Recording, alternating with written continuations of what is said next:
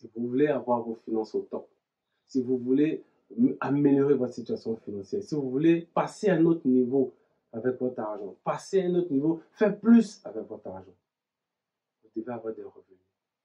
De ces revenus-là, vous déduisez vos dépenses. Et des dépenses, vous devez vous arranger, faire en sorte que vous ayez toujours de quoi épargner.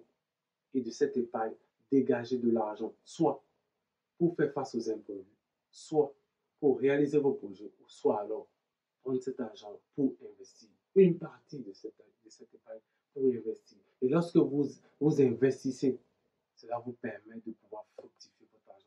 Et lorsque vous fructifiez votre argent, vous allez recueillir le fruit de cet investissement-là. Et c'est le fruit de cet investissement que vous allez prendre pour vous faire plaisir. Que ce soit... Salut les amis, je suis convaincu que vous allez bien. C'est toujours un réel plaisir pour moi de parler de finances personnelles. Il n'y a pas de secret pour améliorer ses finances personnelles, pour améliorer sa situation financière. Il y a juste une formule à appliquer, une formule simple.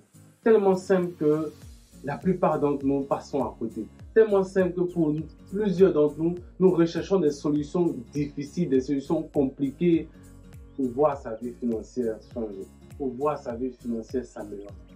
Juste une formule simple.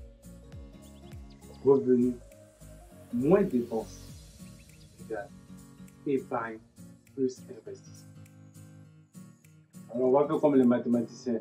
R moins D égale E plus I.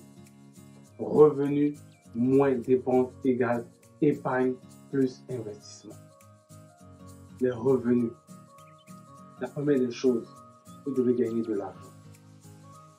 Quand on parle de gagner de l'argent, il y a plusieurs façons de gagner de l'argent. On ne va pas rentrer dans le débat salarié, entrepreneur ou qui est mieux que l'autre. Non, vous devez gagner de l'argent.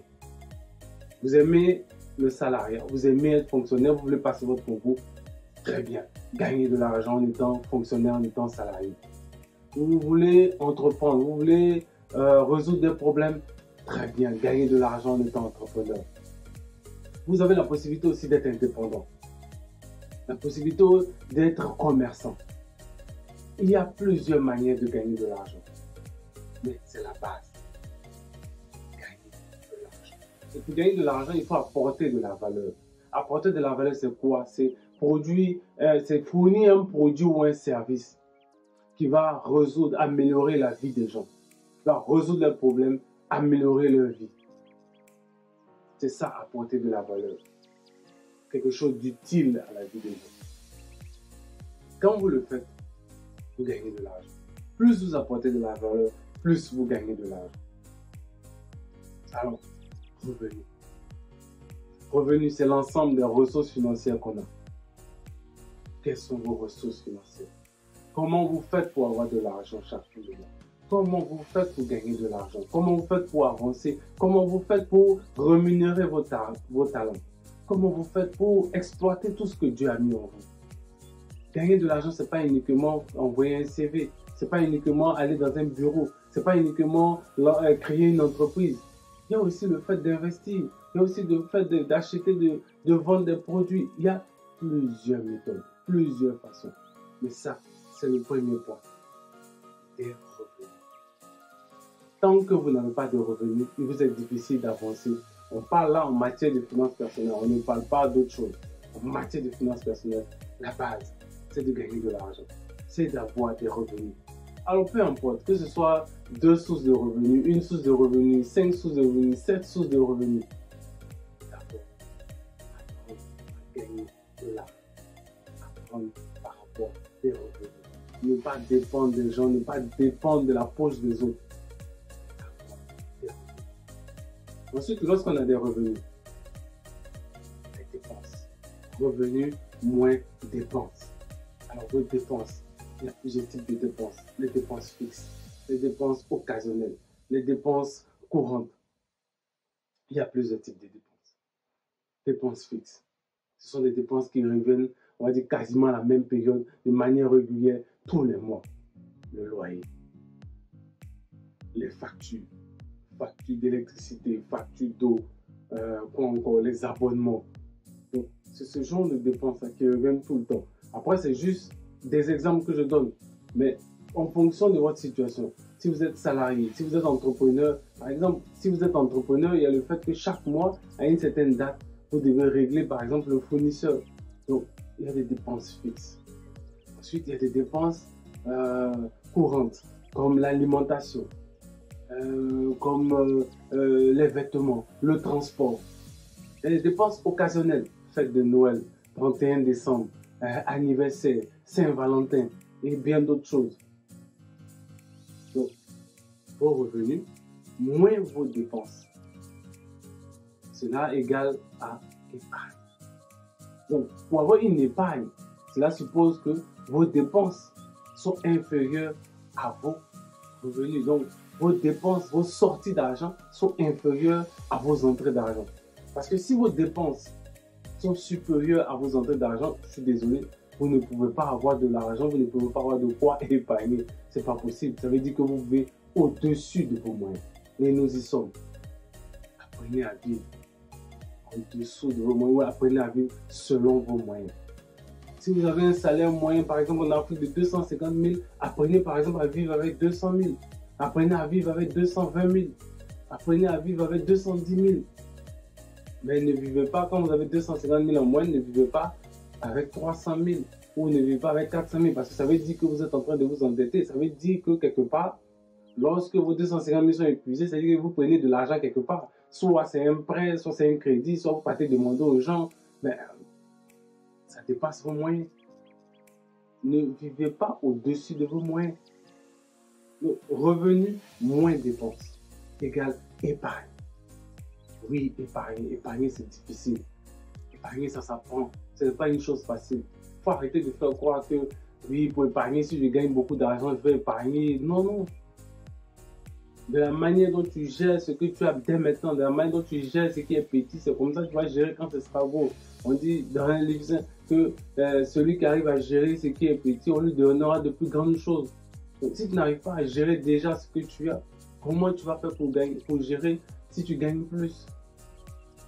L'épargne. L'épargne, ça sert à faire face aux imprévus, à réaliser ses projets, à préparer sa retraite.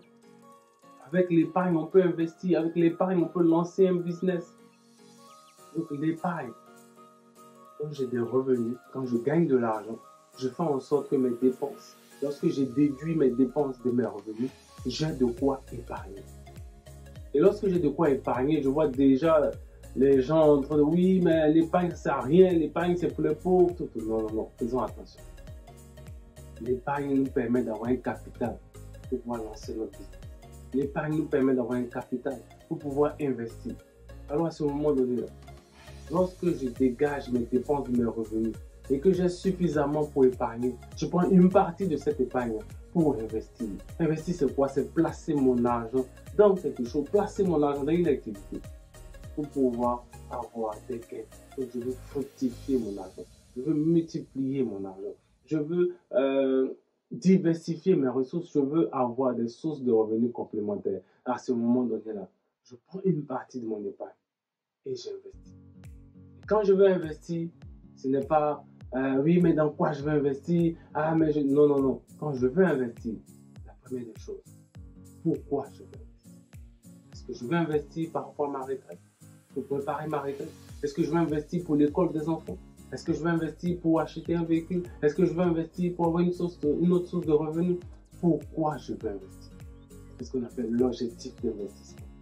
Quand je sais maintenant pourquoi je veux investir, mais sur combien de temps je veux investir? C'est ce qu'on appelle l'horizon de placement. Sur combien de temps je serai prêt à mettre de l'argent pour pouvoir atteindre mon but? Alors, est-ce que c'est à court terme? Est-ce que c'est à moyen terme? Est-ce que c'est à long terme?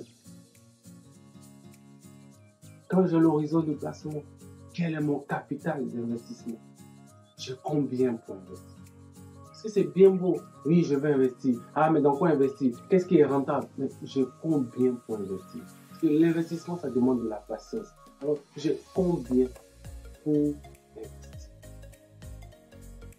Je vais investir à court terme. Ça veut dire que si j'ai 100 000, que je mets les 100 000 une seule fois, après, je fais comment?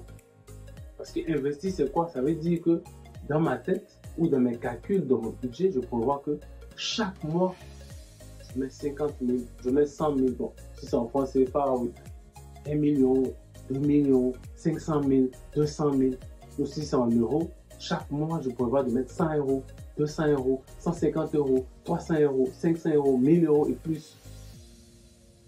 Quel est mon capital pour investir? Lorsque j'ai la réponse à ces trois questions, je peux trouver aisément ce dans quoi je veux investir. Le problème, c'est que très souvent, on ne se pose pas ces questions-là. On ne fait pas de recherche et automatiquement, on se lance. Dès qu'on nous dit, ah, ça marche. Ah oui, tu vas avoir tant en 1 mois, en 2 mois. Faites attention à tout ce qui est rapide.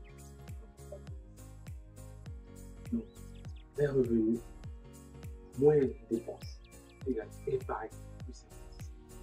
Voici la formule magique pour que vos finances soient au top. Il n'y a rien d'autre à part ça.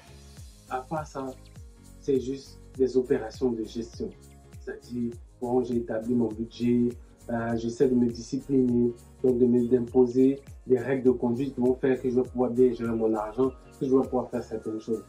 Sinon, si vous voulez avoir vos finances au top, si vous voulez améliorer votre situation financière, si vous voulez passer à un autre niveau avec votre argent, passer à un autre niveau, faire plus avec votre argent, vous devez avoir des revenus. De ces revenus-là, vous déduisez vos dépenses. Et des dépenses, vous devez vous arranger, faire en sorte que vous ayez toujours de quoi épargner. Et de cette épargne, dégager de l'argent, soit pour faire face aux impayés, soit pour réaliser vos projets, soit alors prendre cet argent pour investir. Une partie de cette épargne pour investir. Et lorsque vous investissez, cela vous permet de pouvoir fructifier. Lorsque vous fructifiez votre argent, vous allez recueillir le fruit de cet investissement-là. Et c'est le fruit de cet investissement que vous allez prendre pour vous faire plaisir. Que ce soit pour des voyages, que ce soit pour faire plaisir à votre famille, vous faire plaisir à vous-même, que ce soit pour vous acheter des choses de luxe ou peu importe. Merci d'avoir regardé cette vidéo. J'espère que vous avez appris quelque chose. Si c'est le cas, n'hésitez pas à mettre un pouce bleu et à partager cette vidéo. À bientôt.